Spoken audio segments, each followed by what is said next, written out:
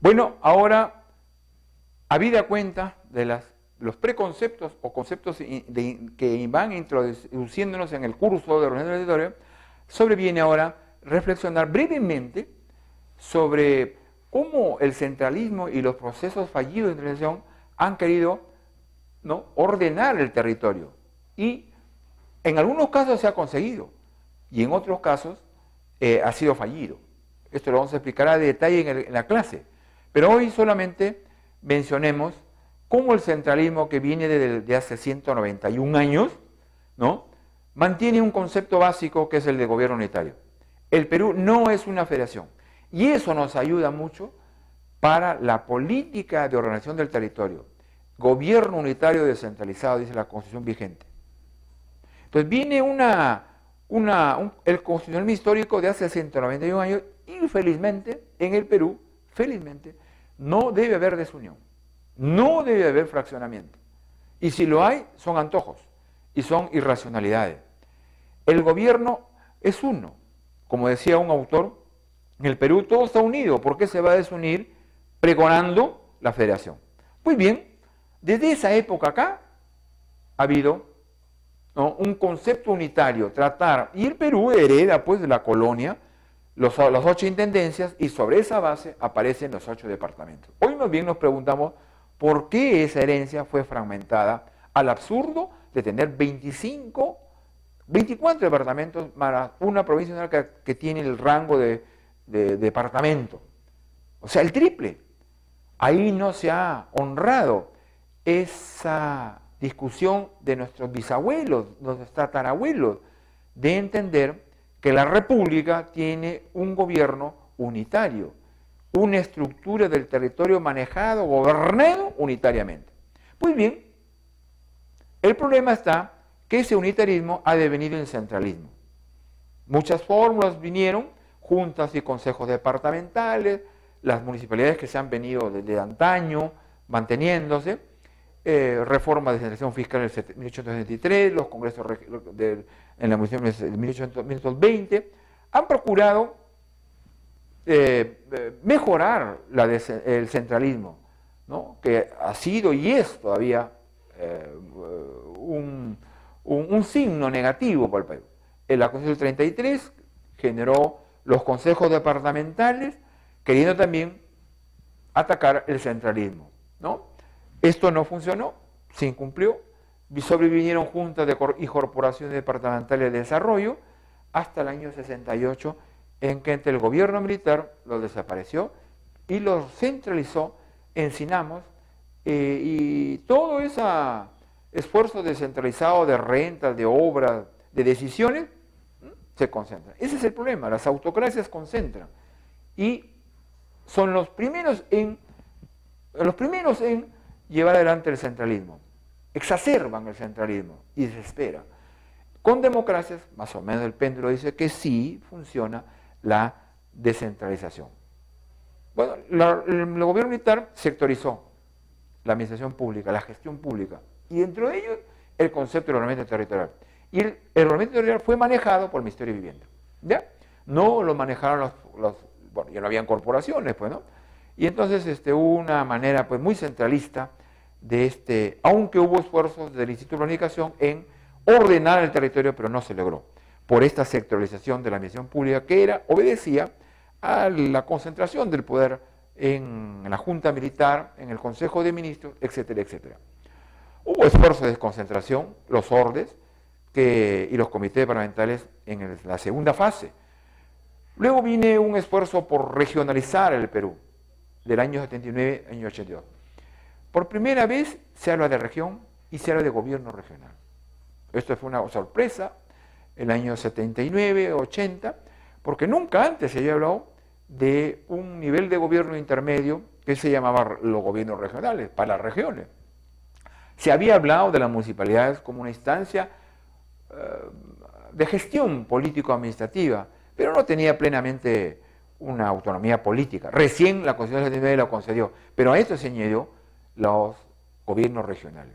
Fue una innovación riesgosa, gobiernos regionales y locales a la vez, competencias repetitivas del año 1933, recursos más o menos asignados, pero incumplidos, una estructura orgánica no muy precisa, confusa, creó los asambleísmos, repitió lo de Lima, etcétera, etcétera. Y sobre todo, generó una estrategia rápida. Pero entonces se crearon 12, no como hoy día tenemos 25. Debieron ser 8, debieron ser 5 o 6, pero fue por esto. Nos apuramos, como hoy, como ayer, en una estrategia rápida de crear todas las regiones a la vez. Es un error. La regionalización tuvo dos herramientas muy importantes. El Plan Nacional de Regionalización, que era el que decía, por ejemplo, en el capítulo 5, las regiones no son más de 12, o sea, no podían ser más de 12, podían ser 8, 9, 7. Y hubo el correlato, la ley de bases que expresó normativamente esa herramienta del plan. El plan resultó siendo un documento sin imperio y dijo regiones, pero la sopló a su definición a la ley de bases. La ley de bases tampoco la definió y después las leyes urbanas se fueron creando en 12. No estuvo mal 12, puede haber sido 8, mejor, o 4, mucho mejor, pero no el exceso de hoy día de 25. Bueno, la regionalización pues tuvo su liquidación y el autoritarismo que apareció en el año 92 lo barrió. Todo autoritarismo, más o menos la regla politológica, concentra. Por lo tanto, le es molesto cualquier forma de descentralización. Y como había errores, como hubo errores en este fallido proceso de reelección entre el 79 y 92, lo disolvió rápidamente el 18 de abril del año 92, poco días después del autogolpe. Se recentralizó todo, obviamente, todo pasó. Se dio un mandato de regiones en la Constitución del 93, pero fueron incumplidas. Y más bien se reforzaron los consejos transitorios departamentales, que en realidad no eran pues las corporaciones o juntas de obras públicas departamentales de antaño. Eran consejos que dependían del Ministerio de la Presidencia y a este se le otorgaba 25% del presupuesto. Era una herramienta de gobierno, para el gobierno y su movilización para la reelección y reelección. Y así fue. Este mandato de la original Constitución del 73 fueron incumplidos en materia de región. Y más bien ocurrió el despojo normativo y financiero municipal. O sea, no bastó en inmovilizar el nivel intermedio y no se atacó al nivel más bajo que fueron las municipalidades, quitándole facultades y recursos financieros. ¿Qué conclusiones pueden tener sobre el centralismo para efecto de la organización del territorio? No para otra materia. Según la Constitución histórica, el régimen de la nación se enmarca dentro de un gobierno unitario, con algunas variaciones. Esto hay que tenerlo en cuenta para ver correlativamente cómo se ha organizado de antaño ahora o a año la organización del territorio. En buena parte de los 191 años de vida independiente republicana, las instituciones de la nación han sido generalmente de papel. Y en consecuencia, no han servido para... Si no, no tendríamos tantos departamentos. 8 se originaron hace 191 años. Hoy tenemos 24 más 1, 25. Es una cosa que no se puede seguir así. Otra de las conclusiones, las instituciones de la descentralización han estado influidas por el péndulo político. Autocracia y democracia. Con autocracia, centralismo. Con democracia, facilita la descentralización. No necesariamente es centralización plena, pero facilita. Generalmente el cumplimiento del mandato de la descentralización ha sido de papel. El gobierno de las instituciones de descentralización ha evolucionado de una escasa a una aceptable representación de la ciudadanía. Hoy día ya la ciudadanía habla, opina, ¿no?, cómo debe ser la descentralización. Antaño eran los 4 notables los que decían hay que crear una junta de obras públicas para estar presente en el directorio, para hacer la obra que me favorezca a mi chacra, o a mi hacienda, o a mis alrededores urbanos, a mi rentabilidad. Hoy en día ya estudiantes, profesionales, políticos están interesados en el diseño. En este caso, por ejemplo, en el diseño futuro macro de la organización del territorio, que son las regiones, en el diseño meso o micro también de la organización del territorio. Hoy hay gente que ya está puesta las pilas, digamos, ¿no? No se han presentado periodos largos para el adecuado funcionamiento de las instituciones, salvo el periodo de las corporaciones juntas ambientales, que es entre el año 33 al año 1968. que para mí fueron relativamente positivas, más que negativas. Pero sin embargo, esto fue borrado de un plumazo cuando el año 69 pasaron al CINAMUS, un organismo central y político del gobierno de entonces. Los gobiernos regionales de la Constitución 79 y 93 no han sido creadas las regiones bajo criterio de pilotos, sino que han sido generalizadas. Ese es el problema. Aquí en el Perú todos quieren a la vez.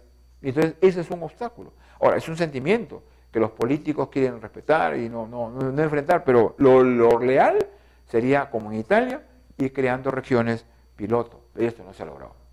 La descentralización vigente, como ya lo vamos a ver en clase, a detalle, está en primer lugar la ley de reforma constitucional del capítulo 14, el título cuarto, que es la ley 27680. La ley de base de la nación, la 27783, que no es otra que una ley de desarrollo constitucional, una ley menor a la norma constitucional, pero mayor a las orgánicas y a las normas comunes o generales. ¿No? Pues tenemos la ley orgánica de gobiernos regionales, la ley orgánica de las municipalidades, la ley de integración, etc. La finalidad de la descentralización es alcanzar el desarrollo integral, armónico y sostenible. Entonces ahí está el concepto, ya en el 2002, el concepto de desarrollo sostenible, que es lo que vamos a ver, qué es, desde el punto de vista académico, en la próxima semana, y la subsiguiente, cómo se expresa, ¿no?, en las diversas maneras de la organización del territorio.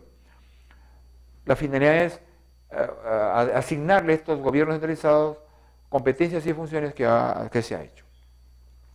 En la ley de bases están los principios que rigen. No hay, amigos, desarrollo regional y desarrollo sostenible, o sustentable, como también se dice, si no se adecúan, si no se vertebran, concuerdan con estos principios básicos, como ser permanente, como ser gradual, dinámica, irreversible, democrática, integral, subsidiaria y gradual. De manera que esto lo vamos a ver a la luz de la lectura y comentario de este artículo famoso cuarto de la ley de bases. Bueno, perdón, estos principios hacen a la organización del territorio. Las políticas tienen que ser permanentes. Si son efímeras, se van abajo. También tienen que ser graduales. Si son todos abruptos, también se viene abajo. Bueno, esto lo vamos a comentar uno por uno. Bueno, acá hay también principios ya en general, pero ahora aplicables a la descentralización fiscal, que también lo veremos en su momento. La descentralización del país en lo político, en lo económico, tiene varias estrategias. En primer lugar, promueve que el proceso de descentralización sea multidimensional, como así tiene que ser. No estacionarnos en la decisión político-administrativa o en la administrativa económica o en la política y ambiental. Tiene que ser completa, social, ambiental, sustentable, etc. Y ahí está otra vez el concepto de sustentable, ¿no? Articula los enfoques de sostenibilidad. Esa es una de las estrategias que está en la ley de bases y que hay que comentarlo para verlo luego cómo se aplica en el Perú ese enfoque de sostenibilidad del desarrollo o lo que se llama el desarrollo sustentable o sostenible también. Fomenta la participación, canaliza la generación a través de dos vías. Se reconoce que las dos vías, como en la Constitución 79, la municipalización y la regionalización. El país tiene que armonizar estas dos grandes vectores del destino, las municipalidades y las regiones. Establece una tipología de competencias, etc. Establece fondos, promueve el desarrollo de acreditación, establece una propuesta de etapa y crea un organismo de conducción que se llamó CND, que ahora es la Secretaría de Centralización. Pues bien, los objetivos de centralización hay que otra vez verlos con lupa para efectos de la organización del territorio. Es política, es económica, es social, ambiental y administrativa. Sobre todo detenernos en esta cuarta, que es la ambiental. La vía de la organización que hemos dicho es la municipalización y la regionalización. La misión de los gobiernos regionales, la misión de los gobiernos locales, lo veremos. Las relaciones, que son muy importantes para articular los tres niveles de gobierno, el nacional, el regional y el local. Son relaciones de cooperación, de coordinación, ¿no? Unos con otros. el regional con el nacional, el regional con el local con el nacional, etc. Y el nacional con todos ellos, de recíproco respeto a las competencias que tienen cada uno de ellos. Pues bien, y esto lo veremos con mayor detalle, los gobiernos descentralizados, esto es los gobiernos regionales y locales, cuentan con competencias exclusivas y que son eso, exclusivas y excluyentes. Y está en el artículo pertinente de la Constitución para cada nivel de gobierno, que lo vamos a leer, y luego en la Ley de Bases de Descentralización en las regiones, el artículo 13.1. Las compartidas son aquí es importante, porque aquí va a compartir el nivel nacional con el nivel regional y local el desarrollo sustentable y la organización del territorio. Nadie tiene la exclusividad de la organización del territorio, ni el nivel nacional que pretenda a través del Ministerio del Ambiente o de ese plan o del Ministerio de Vivienda, sino tiene que ser dialogado, conversado y consensado la política y la normatividad y la ejecución y la gestión con los gobiernos regionales y los gobiernos locales. Entonces las compartidas son aquellas en que tienen dos o más niveles de gobierno, el nacional con el central, el regional, el nacional con el local, el regional con el local y así sucesivamente.